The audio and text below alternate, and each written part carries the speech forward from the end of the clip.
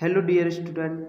तो कैसे हो आप सभी लोग? आई होप सारे के सारे बढ़िया होंगे। और जैसा कि आपको पता है कि 16 तारीख 2023 में आपके बोर्ड एग्ज़ाम है 12th क्लास की। तो आपकी अच्छी तैयारी के लिए हम अपने चैनल पर आपके लिए क्वेश्चन भेज रहे हैं एजुकेशन क्लासेस YZ पर। चैप्टर 3 के आज हम MIQ करने वाले हैं, मतलब कि मोस्ट इम्पोर्टेंट क्वेश्चन। वो भी 10 मोस्ट इम्पोर्टेंट क्वेश्चन बताने वाला हूँ मैं आपको। यदि आप पर आते हैं तो ठीक है, अगर आप पर नहीं आते तो आप मुझे कमेंट बॉक्स में बता सकते हो, मैं उनका सॉल्यूशन भी आपको डाल सकता हूँ। अभी हम आपको क्वेश्चन बताने वाले हैं, और अगर आप देखते हो वीडियो को थैंक यू। और अगर आपको वीडियो पसंद आती है तो वीडियो को लाइक शेयर एंड सब्सक्राइब कीजिएगा। तो चलिए मिलते हैं आप क्वेश्चनों के। चलिए, सबसे पहला क्वेश्चन है आपका समीकरण ए, जिसमें दिया है आपको a-b और 2a+c, और ये 2a-b और 3c+d। ये आपको दिया है और इक्वल में माइनस का 1 5 0 और ये 13 दिया है। से ज्ञात करना है, से ए बी सी और डी का मान ज्ञात कीजिए। तो आपको ए बी सी डी का मान ज्ञात करना है। तो आप ज्ञात कैसे करोगे? इनके इक्वल ऐसे, इसके इक्वल ऐसे, इसके इक्वल ऐसे, इसके इक्वल ऐसे मान के आप आसानी से सॉल्व कर सकते हो। और अगर आपको नहीं आता तो आप मुझे कमेंट बॉक्स में बोल सकते हो, मैं बता तो रहा हूँ आपको कि मैं आपको कमेंट बॉक्स में इसका सॉल्यूशन भेज दूंगा, या फिर आपको अब आगे से मैं वैसे सॉल्यूशन वाली क्लास कराऊंगा। अगर आपको ये पूरी चैप्टर वाइज देखनी है तो मैं अभी आपको आई बटन पर सिलेक्ट करा दूंगा अपने प्लेलिस्ट, तो आप वहाँ से देख सकते हैं। तो देखिए, सेकंड क्वेश्चन है आपका, यदि ए क्या है, यदि ए इक्वल आपका इतना है 102 021 203 है, तो आपको सिद्ध कीजिए। क्या सिद्ध करना? देखिए, ये सिद्ध करना है कि a³ -6a² + 7a + 2i = 0। ये बहुत ही आसान है, बस देखने में इसकी कैलकुलेशन थोड़ी हार्ड होती है, क्योंकि आपको a तो दिया हुआ है, तो a इंटू ए तो आपका a² आएगा, और a इंटू ए मतलब कि a इंटू ए तो a² होगा, लेकिन a² इंटू ए करोगे तो ये क्यू आएगा। और जब आपने a इंटू ए किया था स्क्वायर, उसमें 6 का गुणा कर दीजिए तो 6a² आ जाएगा, और इस a में 7 का गुणा कर दीजिए तो क्या आएगा आपका 7a। और 2i कैसे लेके गए? i होती है हमारी 1 0 0 0 1 1 0 0 0, शुरू से सुनिए, 1 0 0 0 1 0 0 0 1। ये आपका 3/3 की तत्समक, जिसे हम आइडेंटिटी मैट्रिक्स बोलते हैं, तत्समक आगे होता है। तो देखिए, थर्ड क्वेश्चन है आपका। थर्ड क्वेश्चन में कहा है, यदि a डैश -2 3 1 2 तथा b = -1 0 1 है, तो a + b का डैश ज्ञात कीजिए। इस डैश का मतलब है आपका परिवर्त। परिवर्त का मतलब होता है जैसे कि आपको रो और कॉलम दिए हैं यहाँ पे, तो इस रो को तो आप कॉलम बना दीजिए और इस कॉलम को रो बना दीजिए, तो यही a डैश हो जाता है। अब ये a डैश दिया है, तो आपको a डैश का उल्टा करोगे तो a निकल आएगा। ये आपको चाहिए तो a निकल आएगा, तो a डैश का उल्टा कर दीजिए तो कैसे बनेगा? -2 3 और 1 और 2 ऐसे बन जाएगा, सीधा हो जाएगा। ये वाली रो कॉलम बना दीजिए, मतलब रो को कॉलम बना दीजिए तो ये कॉलम बन जाएगा, और कॉलम को रो बना दीजिए, ऐसे कर लीजिए आप, तो भी वही बात पढ़नी है।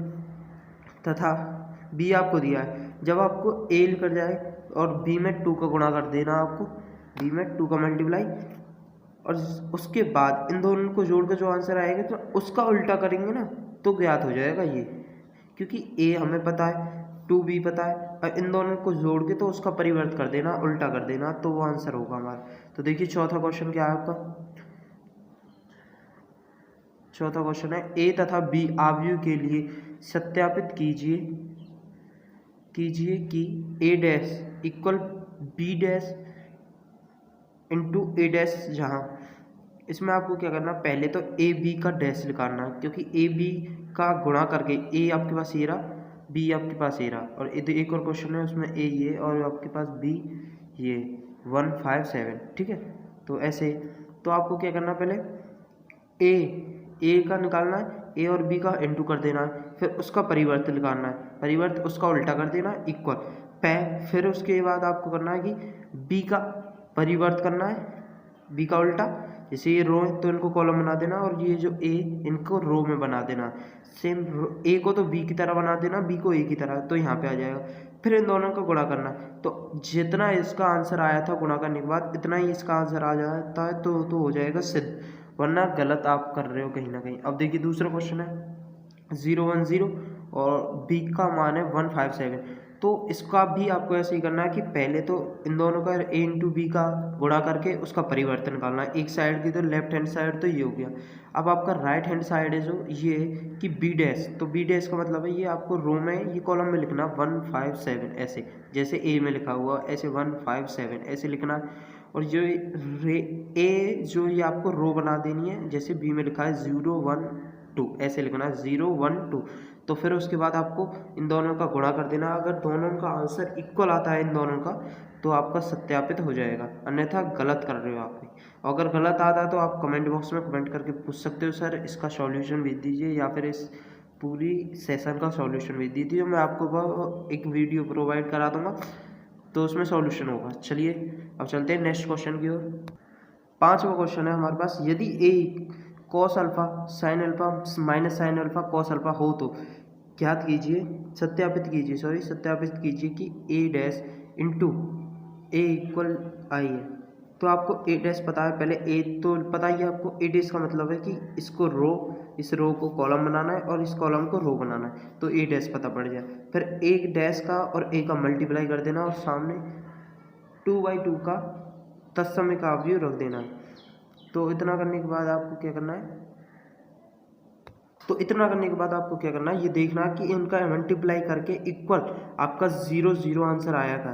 क्योंकि तत्समय का अवयव क्या होता है 1 0, देखिए मैं यहाँ लिख दूँ 1 0 0 1, ये होगा आपका तत्समय का अवयव, ये आपका तत्समय का अवयव कहलाएगा।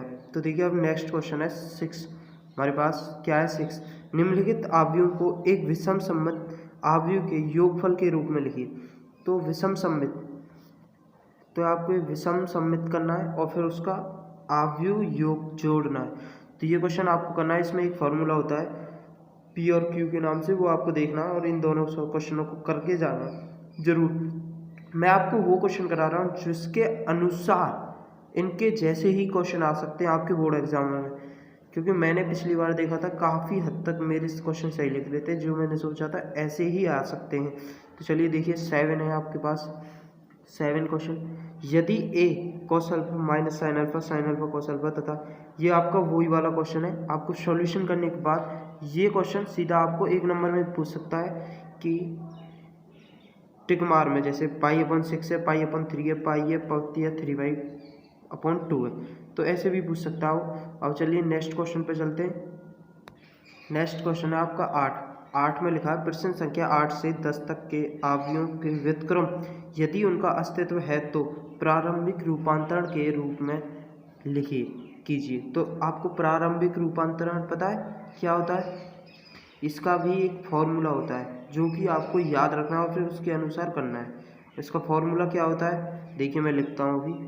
इसका फॉर्मूला होता है, देखिए ए इक्वल आई ए। तो ये आपको क्या करना होता है कि ये इक्वल है, जो ये ए, ये तो हमारे पास ये होता है, और ये इक्वल क्या निकलता है हमारा व्युत्क्रम, मतलब कि ए इनवर्स से निकल जाता है इससे जब हम सॉल्यूशन करते हैं। तो आपको इसी फॉर्मूले से क्या करना है, आपको इसी फॉर्मूले से ये 3 सवाल करने।